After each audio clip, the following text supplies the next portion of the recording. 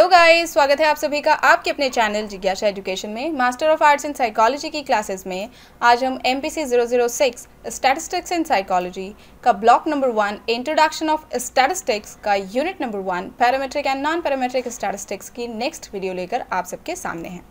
आज की वीडियो का ऑब्जेक्टिव है non parametric test use for inferences, जिसमें हमें 3 टेस्ट के बारे में बात करनी है। One is chi-square test, next is median test and last is Mann-Whitney U test.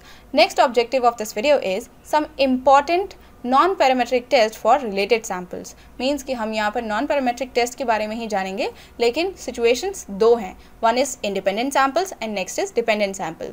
Dependent samples के चलते हमें 2 टेस्ट को पढ़ना है। One is sign test and next is Wilcoxon-Mest pair sign rank test. So इससे पहले कि मैं वीडियो को आगे बढ़ाऊं, आपसे रिक्वेस्ट है कि आप चैनल को सब्सक्राइब कर लीजिए, बेल आइकन को प्रेस कर लीजिए, वीडियो को लाइक शेयर कर देना और कमेंट बॉक्स में लिखकर बताना कि वीडियो आपको कैसी लग रही है।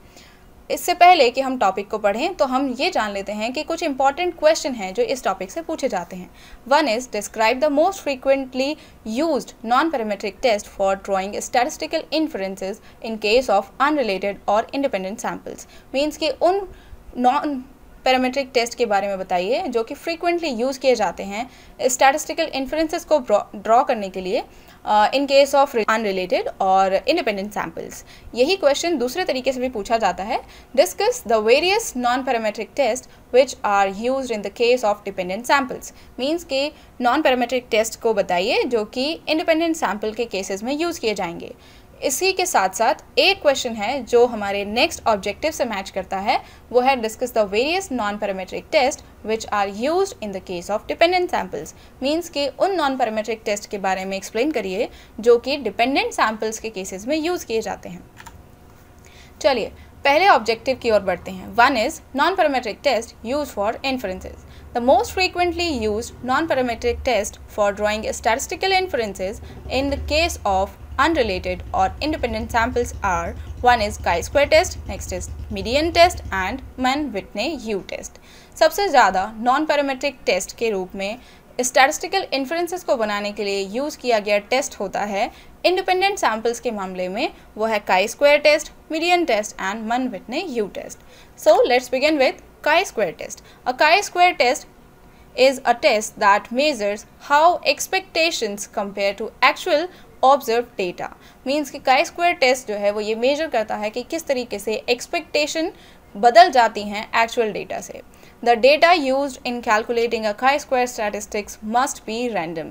मीन्स कि जब कभी भी हम chi-square स्टैटिस्टिक्स को यूज़ कर रहे हैं तो उसमें जो डेटा है वो रेंडमली चूजन होना चाहिए, रॉ होना चाहिए, म्यूचुअली एक्सक्लूसिव होना चाहिए and drawn from independent variables and from a large enough sample.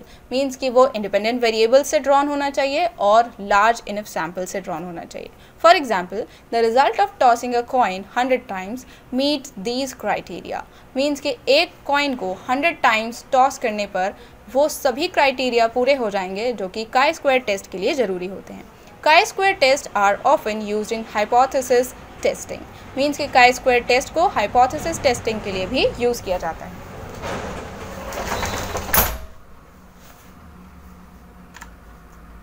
The formula for chi-square test is sigma FO minus sigma FE bracket close square divide by FE। यहाँ पर हमें जानना ये ज़रूरी है what is FO, what is FE। So let's begin। FO is frequency of occurrence of observed or experimentally determined facts। Means कि FO जो है वो डेटा है जो कि ऑब्जर्व किया गया है occurrence में। मीन्स कि वो हमने एक्चुअल में देखा। But FE is the expected frequency of occurrence। Means कि FE वो डेटा है जो कि हम एक्सपेक्ट कर रहे थे। इसे मैं आपको एक एग्जाम्पल से क्लियर कर देती हूँ। Consider tossing a coin 100 times.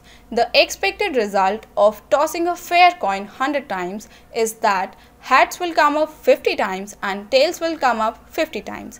Means कि जब कभी भी हम एक कॉइन को 100 टाइम्स फेयरली टॉस करते हैं तो हमारी एक्सपेक्टेशन हो सकती है that head will come up 50 times and tails will come up 50 times, but the actual result might be that heads will come up 45 times and tails will come up 55 times।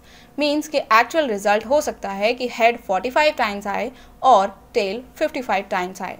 The chi-square statistics shows any discrepancies between the expected results and the actual results. Means chi-square test जो है वो discrepancies को show करता है between the expected result and actual result.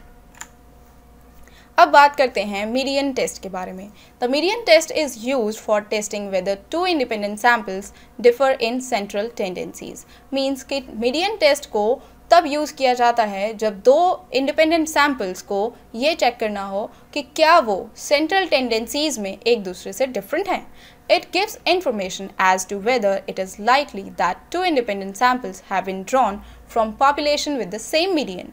Means कि ये वो information provide कराता है जिसमें हमें ये पता चलता है कि दो samples जिन्हें हमने एक ऐसी population से draw किया है जिसका same median है, तो क्या वो एक दूसरे के जैसे हैं या एक दूसरे से different हैं in central tendencies. It is particularly useful when even the measurement for the two samples are expressed in an ordinal scale. Means कि median test को हम तब भी इस्तेमाल कर सकते हैं जब हमारे samples के data ordinal scale में होते हैं. In using the median test, we first calculate the combined median for all measures in both the samples. Means कि median test को use करने के लिए हमें सबसे पहले combined median को calculate करना पड़ता है दोनों samples के सभी measures का. The both set of scores at the combined median are dichotomized and data are set in a 2x2 table with two rows, one containing below median and the other containing above median, as you can see in the picture. On the column side, we have two columns. अगर हम देखें column side में we have two columns, one containing the sample 1 and the other column containing sample 2. Under the null hypothesis, we expect about the half of each group's scores to be above the combined median and about half to be below.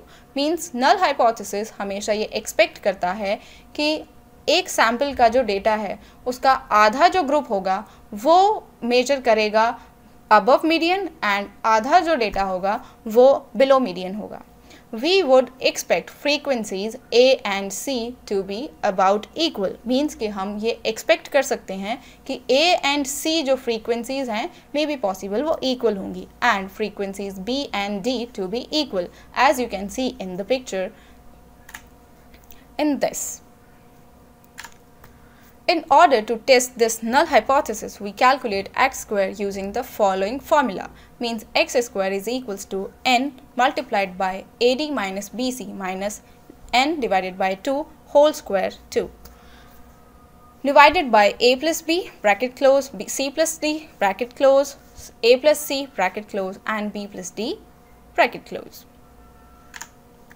Now let's talk about Mann-Whitney U-test. Mann-Whitney U-test is more useful than the median test. Mann-Whitney U-test जो है वो median test से भी ज़्यादा useful होता है. It is one of the most useful alternative to the parametric test when the parametric assumptions cannot be met and when the measurements are expressed in ordinal scale values.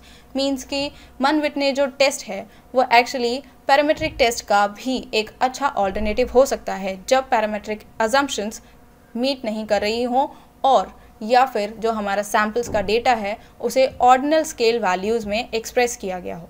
उम्मीद है non parametric test for independent samples आपको बहुत अच्छे से समझ आ गए होंगे. So let's move on to the next objective of this video, some non parametric test for related samples. अब हम बात करेंगे रिलेटेड सैम्पल्स के लिए नॉन पैरामेट्रिक टेस्ट के बारे में. Various tests are used in drawing a statistical inferences in case of related samples. बहुत सारे ऐसे टेस्ट हैं जो कि statistical inferences को draw out करने में help करते हैं related samples के cases में. In this section, we shall confine our discussion to the use of sign test and the Wilcoxon-Mest Pearce sign ranks test only. Means कि इस section में हम सिर्फ दो ही टेस्ट के बारे में बात करेंगे. One is sign test and last is Wilcoxon-Mest Pearce sign rank test. Let's begin with sign test. The sign test is the simplest test of significance in the category of non-parametric test. Non-parametric जो test हैं उनकी category में sign test जो है वो actually बहुत ही simple test है. It makes use of plus and minus signs rather than quantitative measures as its data.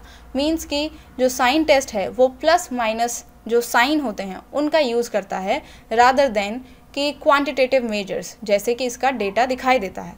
It is particularly useful in situations in which quantitative measurement is impossible or inconvenient।